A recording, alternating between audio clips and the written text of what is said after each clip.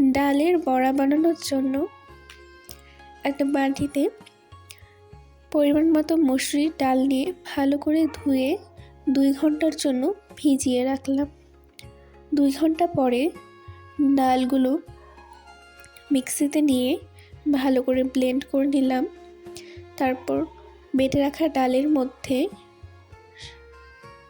সামান্য পেঁয়াজ কুচি, মরিচ কুচি, লবণ, হলুদ, মরিচের গুঁড়ো দিয়ে ভালো করে মাখিয়ে নিলাম। বড়াগুলো একে একে তেলের মধ্যে দিয়ে এপাট ওপাট সুন্দর করে উল্টে ভেজে নিলাম। তাহলেই তৈরি হয়ে গেল ডালের বড়া। Thank you for watching.